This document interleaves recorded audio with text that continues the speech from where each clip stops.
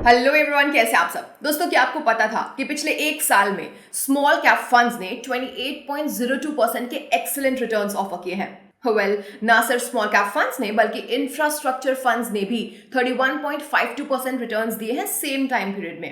FMCG sector funds ने 27.32% returns generate करके दिए और फाइनेंशियल सर्विसेज सेक्टर फंड ने हाईएस्ट रिटर्न्स जनरेट किए ऑफ 29.6%।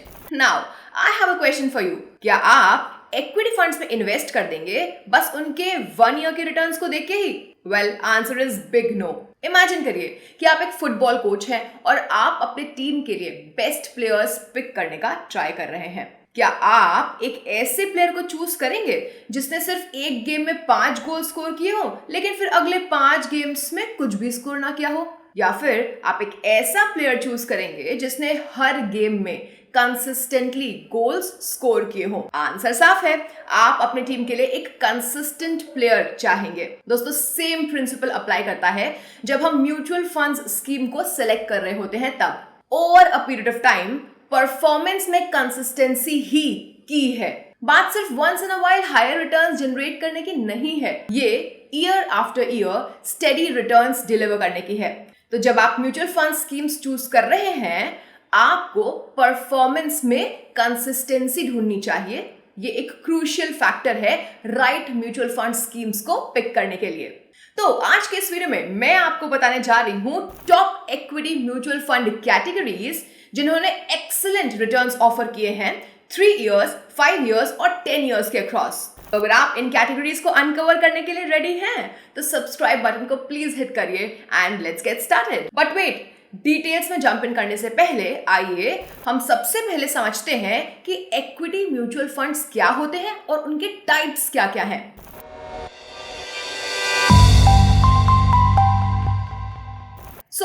इक्विटी फंड एक म्यूचुअल फंड स्कीम होती है जो कि प्रीडोमिनेंटली इन्वेस्ट करती है कंपनीज के शेयर्स या फिर स्टॉक्स में। इन्हें ग्रोथ फंड्स के नाम से भी जाना जाता है। इक्विटी फंड्स या तो एक्टिव हो सकते हैं या फिर पैसिव। एक एक्टिव फंड में एक फंड मैनेजर मार्केट को स्कैन करता है, कंपनीज पर रिसर्च कंडक्ट करता है, परफॉर्मेंस को एग्जामिन करता है और कौन सा बेस्ट स्टॉक है इन्वेस्ट करने के लिए उसे ढूंढता है। वहीं एक पैसिव फंड में फंड मैनेजर एक ऐसा पोर्टफोलियो बिल्ड करता है जो कि किसी पॉपुलर मार्केट इंडेक्स जैसे कि सेंसेक्स या निफ्टी 50 को मिरर कर रहा हो, रेप्लिकेट कर रहा हो। इक्विटी म्यूचुअल फंड्स का मेन ऑब्जेक्टिव होता है लॉन्ग टर्म में वेल्थ जनरेट करने का, और हालांकि इसमें हाई रिस्क होता है, इनके पास पोटेंशियल होता है बहुत हाई रिटर्न्स ऑफर करने का भी। Now equity funds SEBI guidelines के अकॉर्डिंग क्लासिफाइड हैं, जैसे कि आप इस इमेज में देख सकते हैं। तो आइए अब एक क्विक लुक लेते हैं इनमें से हर एक फंड पे। दोस्तों, पहला है मल्टी कैप फंड्स। तो जैसे कि नाम ही सजेस्ट कर रहा है, मल्टी कैप फंड्स को अपने नेट एसेट्स का एटलीस्ट 65% एलोकेट करना ही होता है इक्विटी और इक्विटी रिलेटेड इंस्ट्रूमेंट्स में, with at least 25% each towards large, mid and small capitalisation companies में सेबी मैंडेट के हिसाब से। ये फंड्स स्टैंड आउट करते हैं अपनी फ्लेक्सिबिलिटी की वजह से और अपने इस डाइवर्सिफिकेशन अक्रॉस ऑल सेक्टर्स और कैपिटलाइजेशन की वजह से भी। नेक्स्ट है large cap fund. Large cap mutual funds अपने कॉर्पस का एटलीस्ट 80% इन्वेस्ट करते हैं टॉप 100 कंपनीज में, जो कि in terms of market capitalization है, जो कि लिस्टेड है स्टॉक एक्सचेंज पर। नाउ बात करते हैं large and mid cap funds की। Large and mid cap mutual funds को अपने एसेट्स का एटलीस्ट 35% इन्वेस्ट करना होता है each in large cap stocks और मिड कैप स्टॉक्स। वो लिस्टेड कंपनीज जो कि दोस्तों इंडियन स्टॉक एक्सचेंज पे अपने मार्केट कैपिटलाइजेशन के बेसिस पर 101st to 250th पर रैंक्ड हैं, उन्हें कैटेगराइज किया गया है एज मिड कैप कंपनीज। अच्छा, नेक्स्ट है mid cap funds. Mid cap funds वो इक्विटी म्यूचुअल फंड्स हैं जो कि अपने एसेट्स का 65% या उससे ज्यादा एलोकेट करते हैं मिड कैप कंपनीज के टुवर्ड्स। ठीक है, तो आइए अब समझते हैं कि स्मॉल कैप फंड्स क्या होते हैं। स्मॉल कैप फंड्स वो इक्विटी म्यूचुअल फंड्स हैं जो कि अपने एसेट्स का 65% या उससे ज्यादा एलोकेट करते हैं टुवर्ड्स स्मॉल कैप कंपनीज। वो लिस्टेड कंपनीज दोस्तों जो इंडियन स्टॉक एक्सचेंज पे अपने मार्केट कैपिटलाइजेशन के बेसिस पे 250th पोजीशन के बाद रैंक होती हैं उन्हें कैटेगराइज किया जाता है as small cap companies. Next है dividend yield funds. So dividend yield mutual funds वो इक्विटी फंड्स हैं जो कि at least 65% of the assets invest करते हैं इक्विटी और इक्विटी रिलेटेड इंस्ट्रूमेंट्स में, उन कंपनीज के जिनको जाना जाता है रेगुलरली हाई डिविडेंड्स डिक्लेयर करने के लिए। आइए अब समझते हैं कि वैल्यू फंड्स क्या हैं। सो वैल्यू फंड्स अपने नेट एसेट्स का एटलीस्ट 65% इन्वेस्ट करते हैं उन कंपनीज के इक्विटी और इक्विटी रिलेटेड इंस्ट्रूमेंट्स में जो कि एक वैल्यू इन्वेस्टमेंट स्ट्रैटेजी को फॉलो करती हो। नेक्स्ट है कॉन्ट्रा फंड्स। सो कॉन्ट्रा म्यूचुअल फंड्स वो इक्विटी फंड्स होते हैं जो कि प्रिवेलिंग यानी कि अभी करंट में मौजूदा चल रहे जो मार्केट सेंटिमेंट्स हैं या फिर ट्रेंड्स हैं उनके अगेंस्ट बेट करते हैं। अब समझते हैं कि फोकस्ड फंड्स क्या होते हैं। सो फोकस्ड फंड्स वो इक्विटी म्यूचुअल फंड्स होते हैं जिनका एक कॉन्सेंट्रेटेड पोर्टफोलियो होता है, इनमें मैक्सिमम 30 स्टॉक्स होते हैं। तो जैसे कि नाम ही इंप्लाई करता है ये फंड्स कॉन्सेंट्रेट करते हैं सिर्फ हाई कन्विक्शन क्वालिटी स्टॉक्स पर जिनके पास लॉन्ग टर्म में वेल्थ क्रिएट करने का पोटेंशियल हो। नेक्स्ट है सेक्टोरल फंड्स और थीमेटिक फंड्स। सो सेक्टोरल फंड्स वो म्यूचुअल फंड्स होते हैं जो कि लार्जली उन कंपनीज के स्टॉक्स में इन्वेस्ट करते हैं जो कि किसी एक सेक्टर को बिलोंग कर रहे हो, जैसे कि pharmaceuticals, IT, oil and gas, financial services etcetera. वहीं थीमेटिक फंड्स फोकस करते हैं किसी एक स्पेसिफिक थीम पे या फिर ट्रेंड पे, जैसे कि क्लीन एनर्जी या टेक्नोलॉजी। अब हम बात करने वाले हैं ELSS की। सो ELSS या इक्विटी लिंक्ड सेविंग स्कीम एक टाइप का म्यूचुअल फंड होता है जो कि एटलीस्ट 80% अपने एसेट्स का इन्वेस्ट करता है इक्विटी और इक्विटी रिलेटेड इंस्ट्रूमेंट्स में। इन्हें जाना जाता है टैक्स सेविंग स्कीम्स के नाम से भी क्योंकि ये आपकी एनुअल टैक्सेबल इनकम में से अप टू ₹1.5 लाख का टैक्स डिडक्शन ऑफर करते हैं section 80C of the income tax act 1961 के तहत। इनमें 3 इयर्स का लॉक इन पीरियड होता है। टैक्स डिडक्शन सिर्फ ओल्ड इनकम टैक्स रेजिम में ही एप्लीकेबल है, ध्यान रखिएगा। तो चलिए अब देखते हैं across 3, 5 and 10 years equity fund categories का परफॉर्मेंस कैसा रहा है। तो चलिए बात करते हैं 3 इयर्स के टॉप परफॉर्मर्स की। अगर आप टेबल में दिए गए रिटर्न्स को चेक करेंगे आप देख सकते हैं कि over 3 years top 5 performing equity fund categories यानी कि वो जिनके हाईएस्ट रिटर्न्स हैं वो कुछ इस तरीके से हैं। सबसे पहले है small cap fund with 39.56% returns. Second, equity infrastructure with 33.13% returns. Then mid-cap funds with 30.21% returns. Fourth है multi-cap funds with 27.91% returns. And then value funds with 26.38% of returns. Alright, तो small cap funds ने highest CAGR generate किया 3-year period में 39.56% का, और इसने दोनों benchmarks यानी कि निफ्टी स्मॉल कैप 250 इंडेक्स और S&P BSE 250 small cap TRI दोनों को आउट परफॉर्म कर दिया है, जिन्होंने 37.45% एंड 37.82% रिस्पेक्टिवली के रिटर्न्स दिए हैं। सेकंड, इंफ्रास्ट्रक्चर फंड्स ने नेक्स्ट बेस्ट परफॉर्मेंस रिपोर्ट किया। इसने एक 33.13% का रिटर्न डिलीवर किया और इसने अपने बेंचमार्क को आउट परफॉर्म कर दिया है जो कि है निफ्टी इंफ्रास्ट्रक्चर। निफ्टी इंफ्रास्ट्रक्चर ने 25.27% का रिटर्न दिया है, लेकिन इसने S&P BSE India infrastructure total return index को आउट परफॉर्म नहीं किया, जिसने दिए 35.57% returns. Moving forward, next best performer था मिड कैप फंड्स कैटेगरी, जिसका एक 30.21% का रिटर्न था। हाउएवर मिड कैप फंड्स ने अपने दोनों ही बेंचमार्क्स को अंडर परफॉर्म किया है, जो कि है निफ्टी मिड कैप 150 और S&P BSE mid cap 150 total return index, जिन्होंने दिए 33.44% and 32.69% returns respectively. Multi cap funds next best performer था, जिसने 27.91% का रिटर्न दिया और ये अपने बेंचमार्क जो कि है S&P BSE 500 total return index उसको आउट परफॉर्म कर पाया, जिसने एक 23.67% के रिटर्न्स दिए। लेकिन ये निफ्टी 500 मल्टी कैप 50:25:25 को आउट परफॉर्म नहीं कर पाया, which gave returns of 28.86%।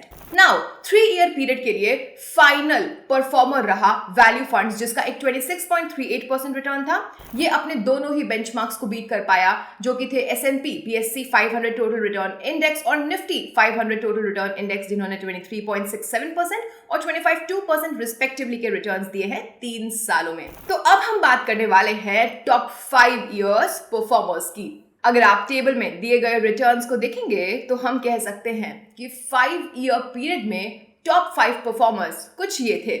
Number 1, sector funds technology with 20.24% returns, small cap funds with 18.27% returns, sector healthcare funds with 17.84% returns, multi cap funds with 15.76% returns और equity infrastructure funds 15.61% returns के साथ।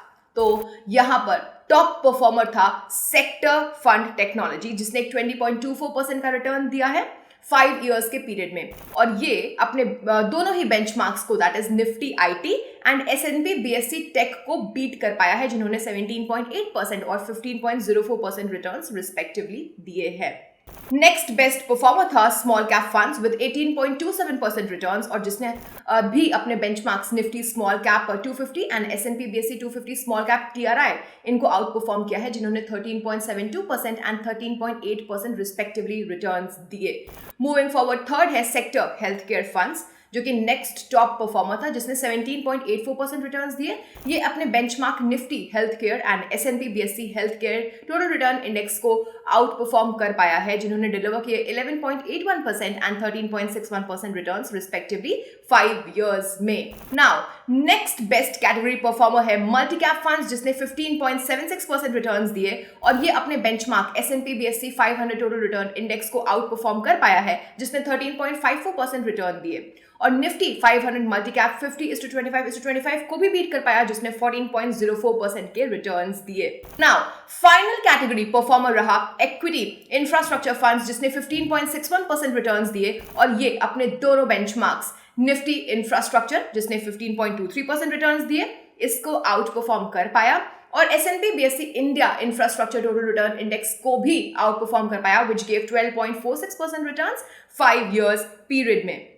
अब बात करते हैं टॉप 5 परफॉर्मर्स की 10 years period में। सो number 1 है small cap funds with 21.69% returns, then sector technology with 20.65% returns, then mid cap funds with 19.61% returns, fourth multi cap funds with 17.78% returns, and value fund with 16.81% returns.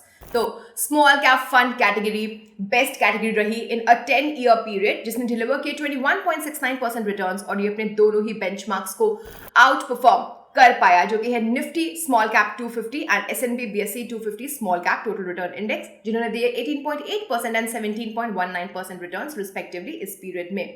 Next top category है sector technology funds, जिन्होंने offer किए 20.65% returns, और ये अपने दोनों ही benchmarks Nifty IT और S&P BSE take, जिन्होंने 18.1% और 15.61% रिटर्न्स रिस्पेक्टिवली दिए 10 साल के पीरियड में, उसको बीट कर पाया। फिर है mid cap funds, next best category, जिसने जनरेट किए 19.61% रिटर्न्स, लेकिन ये कैटेगरी अपने दोनों ही बेंचमार्क्स को आउट परफॉर्म करने में कामयाब नहीं रही, जो कि है Nifty mid cap 150 total return index and S and P BSE mid cap 150 total return index, जिन्होंने जनरेट किए 20.42% and 19.97% respectively. Next best category है मल्टी कैप फंड्स, जिसने एक 17.78% का रिटर्न दिया 10 साल के पीरियड में, और S&P BSE 500 total return index, जिसने दिए 15.34% रिटर्न्स, और इसका दूसरा बेंचमार्क निफ्टी 500 मल्टी कैप 50:25:25, जिसने दिए 17.14% रिटर्न्स, इन दोनों को ही आउट परफॉर्म कर पाया है। नाउ फिफ्थ वन यानी कि टॉप कैटेगरी परफॉर्मर्स में लास्ट है वैल्यू फंड्स विद 16.81% रिटर्न्स, और ये कैटेगरी अपने दोनों ही बेंचमार्क्स को S&P BSE 500 TRI and Nifty 500 TRI, जिन्होंने दिए 15.34% एंड 15.17% रिस्पेक्टिवली, उसको बीट कर पाया है। अब आइए बात करते हैं टॉप इक्विटी फंड कैटेगरीज की अक्रॉस 3, 5 एंड 10 इयर्स। दोस्तों, अगर हम नोटिस करें तो कुछ ऐसी कैटेगरीज हैं जो कि अक्रॉस 3, 5 एंड 10 इयर्स पीरियड में टॉप परफॉर्मर्स रही हैं। आइए देखते हैं कि ऐसी कौन सी कैटेगरी है। तो जैसे कि आपने नोटिस किया होगा, small cap fund category one of the top performers रही across 3, 5 and 10 years time period. फिर मल्टी कैप फंड कैटेगरी भी टॉप परफॉर्मर रही over 3, 5 and 10 years period. Infrastructure fund category एक टॉप परफॉर्मर था across 3 and 5 years period. Value funds ने अच्छा किया over 3 and 10 years period, और sector technology funds top performer थे across 5 and 10 years period. However friends, returns maximize करने और financial goals तक पहुंचने के लिए बेस्ट है कि आप इन फंड्स में लॉन्ग टर्म के लिए इन्वेस्टेड रहें। दोस्तों, अब हम अपने कंक्लूजन पे आ चुके हैं। तो although in equity fund categories ने कंसिस्टेंटली अच्छा परफॉर्म किया है across 3, 5 and 10 years time frame, लेकिन ये नोट करना बेहद इंपॉर्टेंट है कि पास्ट परफॉर्मेंस किसी भी तरीके से नेसेसरली ये इंडिकेट या गारंटी नहीं करता कि फ्यूचर में भी इसका अच्छा परफॉर्मेंस होगा ही। इसलिए कोई भी इन्वेस्टमेंट डिसीजन लेने से पहले आपको अपने फाइनेंशियल गोल्स, इन्वेस्टमेंट होराइजन और रिस्क टॉलरेंस को कंसिडर जरूर करना चाहिए। सो फ्रेंड्स, ये थी हमारी आज की वीडियो। आई रियली होप कि आपको पसंद आया होगा। ऐसे ही और कंटेंट पाने के लिए प्लीज ग्रो के चैनल को सब्सक्राइब करना मत भूलिएगा। मिलते हैं नेक्स्ट वीडियो में, तब तक के लिए thank you for watching, bye bye. एक क्विक रिमाइंडर, ये वीडियोस प्योरली एजुकेशनल पर्पसेस के लिए हैं। ये किसी भी तरीके की रिकमेंडेशंस नहीं है, इसलिए हमेशा अपनी खुद की रिसर्च करें और फिर आपके लिए क्या बेस्ट है उस हिसाब से चॉइस करें।